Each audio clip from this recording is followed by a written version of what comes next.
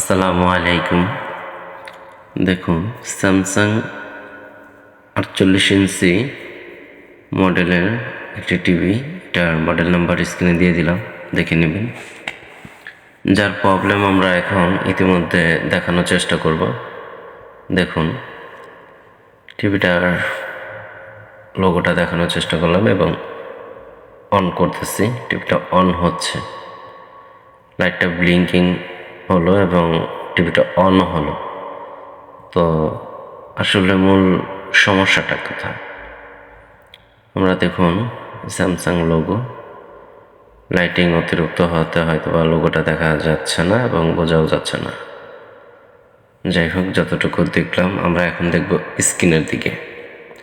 তো স্ক্রিনের দিকে যদি আমরা লুক দিই, লাইটটাকে অন করলাম আমার টস, দেখুন কোনো ধরনের নেই। আমার সার্ভিস সেন্টার ঢাকা মান্ডা, স্ক্রিনে কন্ট্যাক্ট নাম্বার আছে, চাইলে যোগাযোগ করবেন। আমার চ্যানেলটাকে সাবস্ক্রাইব করবেন এবং লাইক করবেন, বেশি বেশি করে ভিডিওটা শেয়ার করে দেবেন, যাতে অন্য অন্য টেকনিশিয়ান বাইরে এই ভিডিওটা দেখতে পারে। এই মডেলের মধ্যে এই হলো টিকেন আর স্পিকার, আর এটা হলো পাওয়ার ইনভার্টার। তো এই পাওয়ার ইনভার্টার যে বোর্ডটা, দেখুন শ্যাওলা পড়ে গেছে এবং মরিচা পড়ে গেছে বোর্ডটাতে। তো আমাদের প্রবলেমটা কিন্তু এই বোর্ডের মধ্যে। তো আমাদের এই হলো টিকেন, আমি আপনাদেরকে দেখানোর চেষ্টা করছি। এটা হলো মেন মাদারবোর্ড। তো এই টিভিটা আমাদের গ্যারান্টি ছিল না, বাট আমাদের এই বসের একজন, তার খুব ক্লোজ বন্ধু, তার টেলিভিশন এটা বাহিরে দেখাইছিল।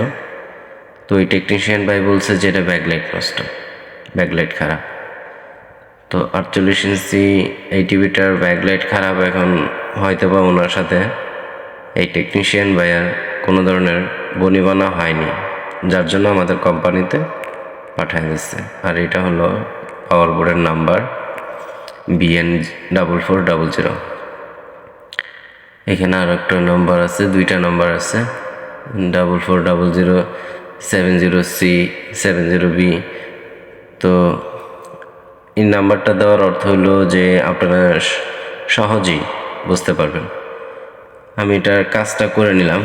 কাজটা করার পরে যখন আমি বোর্ডটা পুনরায় টিভিতে লাগাইলাম, লাগানোর পরে দেখলাম যে না, 100% ওকে আছে, ব্যাকলাইটের কোনো ক্ষতি হয়নি। দেখুন, ওই ভদ্রলোক টিভিটা কাজ করতে যায় দুইটা ব্যাকলাইটের বোতাম ফেলে দিচ্ছে।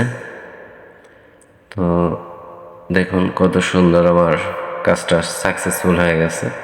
তো কোথায় কাজ করলাম আমি আপনাদেরকে দেখানোর চেষ্টা করব। দেখুন, এখানে একটা জাম্পার মারা হয়েছে ব্লু তার দিয়ে। তো আরও কিছু কাজ করছি টুকিটাকি ইনভার্টারে, তারপরে আমার কাজটা সাকসেস হলো। তা আমি কাজটা করার পরে দেখলাম যে তখন ছবি দেখা গেল না কেন। তো টিকেনের থেকে তারা যে পিএফসি কেবলের ওই কেবল দুটা খোলা ছিল, যার জন্য ছবি দেখা যায় না। তো আমি যে কাজটা করছিলাম, এই যে শর্ট কানেক্টটা, এটা জাম্পার ছিল, এখানেও কিছু জাম্পার আছে। আমরা এগুলা শর্ট কানেকশন, ওইগুলোকে ভালো করে দেখে খেয়াল করলেই বুঝতে পারবো যে আমার ইনভার্টার না পাওয়ার বোর্ড না ব্যাকলাইট। এবং ব্যাকলাইট তো আমরা মেপেই বুঝে নেব। তো বোঝার অনেক কিছুই আছে আমাদের, এগুলো আস্তে আস্তে আপনারা কাজগুলো করলে অবশ্যই বুঝতে পারবেন। তো এই ভিডিওটা আমার টেকনিশিয়ান ভাই যারা আছে তাদের বিন্দু পরিমাণ যদি উপকার হয়ে থাকে, অবশ্যই আমার এই ভিডিওটা আপনাদের যদি ভালো লেগে থাকে বেশি করে শেয়ার করবেন এবং আমার চ্যানেলটাকে সাবস্ক্রাইব করবেন। আর এই ভিডিওটা যাতে অন্যরা পেয়ে যায়, যার জন্য বেশি বেশি করে শেয়ার করে দেবেন। আর যারা কাস্টমার আছে তারা যেন এই টিভিগুলো দেখে বুঝতে পারে যে আসলে আমাদের টিভিগুলো কোথায় সমস্যা এবং কি কাজ করি আমরা, কিভাবে এই কাজগুলো আমরা সফলতা পাই। তো আসসালামু আলাইকুম। আজ আমার এই ভিডিও এ পর্যন্তই রইল।